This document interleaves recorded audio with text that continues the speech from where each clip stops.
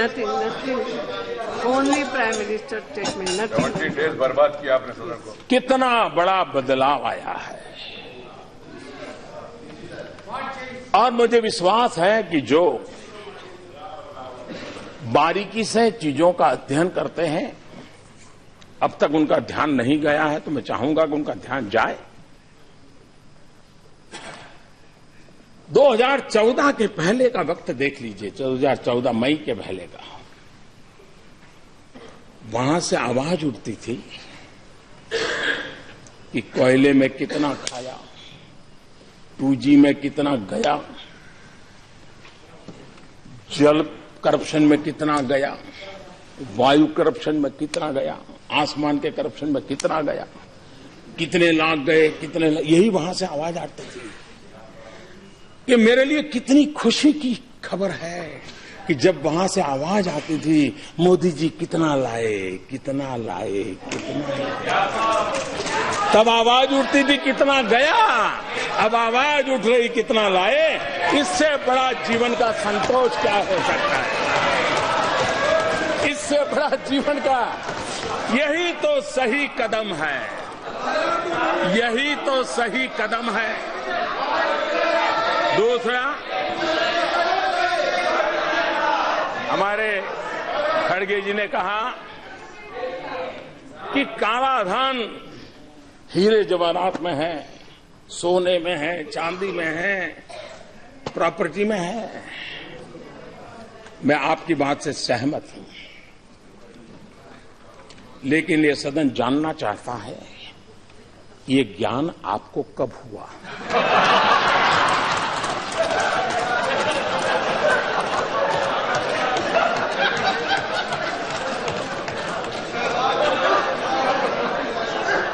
क्योंकि इस बात का कोई इनकार नहीं कर सकता है कि भ्रष्टाचार का प्रारंभ नगद से होता है, उसकी शुरुआत नगद से होती है, परिणाम में प्रॉपर्टी होती है, परिणाम में ज्वेलरी होती है, परिणाम में गोल्ड होता है, शुरुआत नगद से होती है। दूसरा, आपको मालूम है कि यही बुराइयों के केंद्र में है, बेरावी प्रॉपर्टी है, जवाहरात है, गोल्ड है, चांदी है। जरा आप लोग बताइए, 1988 में जब समान राजीव गांधी देश के प्रधानमंत्री थे, पंडित नेहरू से भी ज्यादा बहुमत इस सदन में आपके पास था, दोनों सदन में आपके पास था। पंचायत से पार्लियामेंट तक सब कुछ आपके कब्जे में था, आप ही आप थे, कोई नहीं था। 1988 में आपने बेनामी संपत्ति का कानून बनाया। आपको जो ज्ञान आज हुआ है, क्या कारण था कि 26 साल तक उस कानून को नोटिफाई नहीं किया गया? क्या कारण था उसको दबाव कर रहे? अगर उस समय नोटिफाई किया होता तो जो ज्ञान आज आपको हुआ है, 26 साल पहले की स्थिति थोड़ी ठीक थी, देश बहुत जल्दी साफ सुथरा होने की दिशा में एक काम हो जाता। वो कौन लोग थे जिनको कानून बनने के बाद ज्ञान हुआ कि अब कानून दबाने में फायदा है? वो किस परिवार? आप इससे बच नहीं सकते। आप किसी का नाम देकर के बच नहीं सकते, आपको जवाब देना पड़ेगा देश को। जो ज्ञान आज हुआ है, और ये सरकार है जिसने नोटबंदी से पहले पहला कदम उनके खिलाफ उठाया है, कानून बनाया है। और मैं आज इस सदन के माध्यम से भी देशवासियों को कहना चाहता हूं, आप कितने ही बड़े क्यों न हो, गरीब के हक का आपको लौटाना पड़ेगा।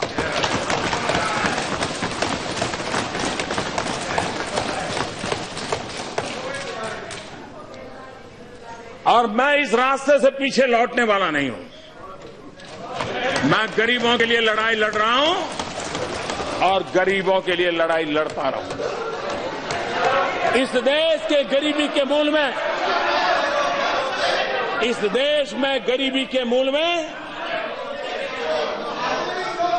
देश के पास प्राकृतिक संपदा की कमी नहीं थी, देश के पास मानव संसाधनों की कमी नहीं थी, लेकिन देश में एक ऐसा वर्ग पनपा जिन्होंने लोगों के हक लूटते रहे। उसी का नतीजा है कि देश जिस ऊंचाई पर पहुंचना चाहिए था नहीं पहुंच पाया।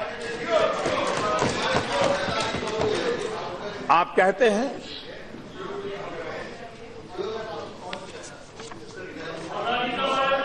कुछ लोग जियो के बारे में बोलिए। उसकी जिनकी एजेंसी होगी वो बोलेंगे।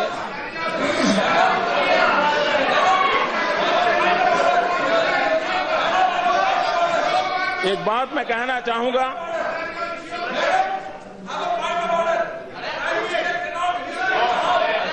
और क्या है? You cannot be disturbing the house like this. Please take your seat. No, you cannot be disturbing like this. Nothing is, चिंता मत। हम ये जानते हैं कि अर्थव्यवस्था को बैठ जाइए भाई। Nothing is going on record. Please please इस बात का कोई इनकार नहीं कर सकता है, मत गलत। एक समांतर अर्थव्यवस्था डेवलप हुई थी। और ऐसा नहीं है, ये काम भी आपके संज्ञान में भी पहले भी आया था। ये विषय आप ही की सरकार की, आप ही की कमेटियों ने भी आपको सुझाया था। जब इंदिरा जी राज करती थी तब यशवंतराव जी चौहान ये विषय लेकर के उनके पास गए थे और तब जाकर के उन्होंने कहा था कि क्यों भाई कांग्रेस को चुनाव नहीं लड़ने का।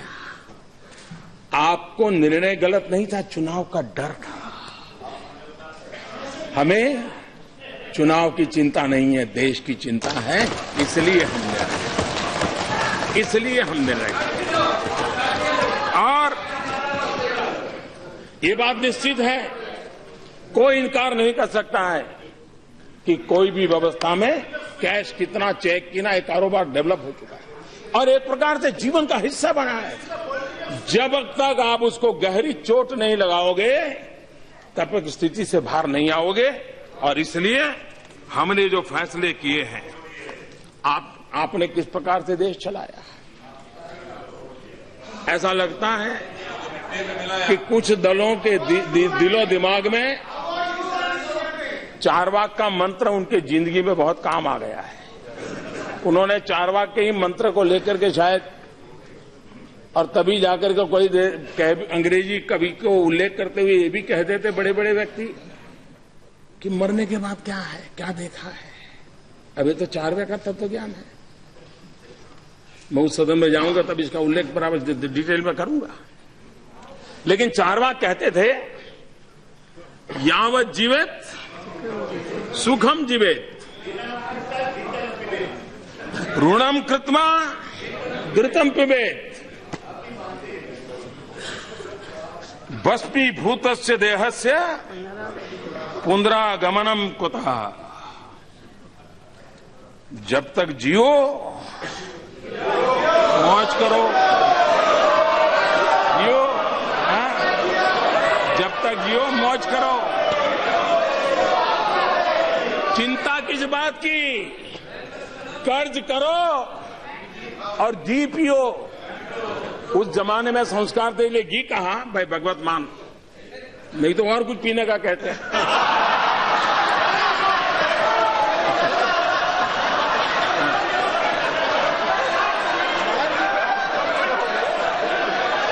लेकिन उस समय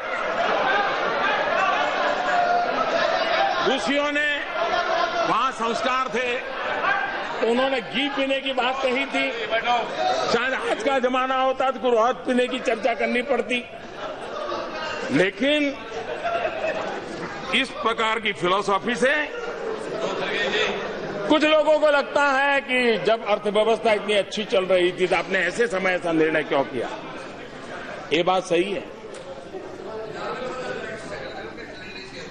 आप जानते हैं, अगर आपको कोई बीमारी हो और डॉक्टर कहता है कि ऑपरेशन करना है, ऑपरेशन बहुत जरूरी है, फिर भी वो कहता है पहले भाई शरीर ठीक करना पड़ेगा, डायबिटीज कंट्रोल करना पड़ेगा, डीगना कंट्रोल करना पड़ेगा, 7-8 दिन और मशवरा, फिर बाद में ऑपरेशन करते हैं। जब तक वो स्वस्थ नहीं होता है ऑपरेशन करना नहीं पसंद करता डॉक्टर, कितनी भी गंभीर स्थिति हो। डीमोनेटाइजेशन के लिए ये समय इतना पर्याप्त था कि देश की अर्थव्यवस्था तंदुरुस्त थी। अगर दुर्बल होती हम ये कतई सफलतापूर्वक नहीं कर पाते। ये तब सफल होता है ताकि अर्थव्यवस्था मजबूत थी। और इसी समय दूसरा, इसका समय, ऐसा मत सोचिए कि हड़बड़ी में होता है। इसके लिए मोदी का अध्ययन करना पड़ेगा आपको।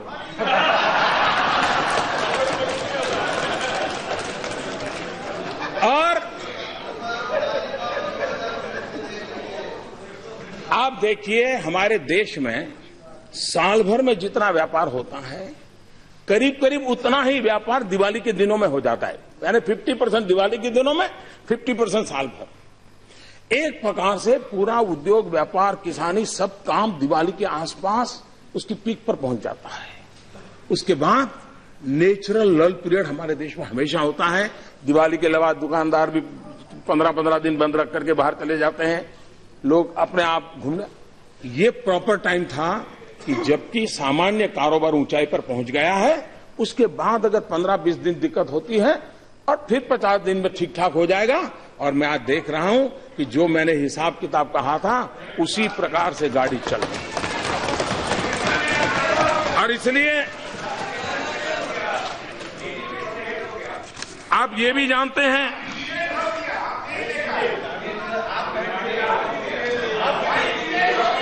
आप ये जानते हैं, एक जमाना था इनकम टैक्स डिपार्टमेंट की मर्जी पर, एक समय था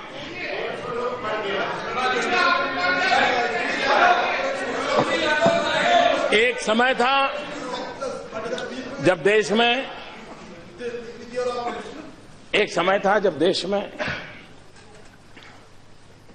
इनकम टैक्स अधिकारी मनमर्जी पड़े वहां जाकर के धमकते थे।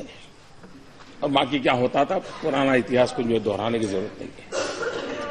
नोटबंदी के बाद सारी चीजें रिकॉर्ड पर है, कहां से आया, किसने लाया, कहां रखा। अब उसमें से टॉप नामों को टेक्नोलॉजी के द्वारा, डाटा माइनिंग के द्वारा निकाल दिए गए हैं। अब इनकम टैक्स ऑफिसर को कहीं जाना नहीं है, सिर्फ एसएमएस करके पूछना है कि भाई जरा बताइए डिटेल क्या है। आप देखिए, किसी भी प्रकार का अफसरशाही के बिना जिसको भी मुख्य धारा में आना है उसके लिए एक अवसर प्राप्त हो चुका है। और मैं मानता हूं इससे बहुत क्लीन इंडिया, जैसे स्वच्छ भारत का मेरा अभियान चल रहा है, वैसा ही आर्थिक जीवन में स्वच्छ भारत का अभियान भी बहुत तेजी से आगे बढ़ रहा है। और बेनामी संपत्ति का कानून पास हो चुका है, नोटिफाई हो चुका है। और जदा खड़गे जी ने कहा वहीं पर सब कुछ है। अच्छा सुझाव आपने दिया है, हम भी कुछ करके दिखाएंगे। और जो भी सुन रहे हैं वो भी समझे और उसके प्रावधान पढ़ लें कि कितना बड़ा कठोर कानून है। जिसके पास भी बेनामी संपत्ति है उनसे मेरा आग्रह है, अपने चार्टर्ड अकाउंटेंट से जरा पूछ ले आखिर के प्रावधान क्या है। और इसलिए मेरा सबसे आग्रह है कि मुख्य धारा में आइए, देश के गरीबों का भला करने के लिए आप भी कुछ कंट्रीब्यूट कीजिए, आप भी कुछ कंट्रीब्यूट कीजिए।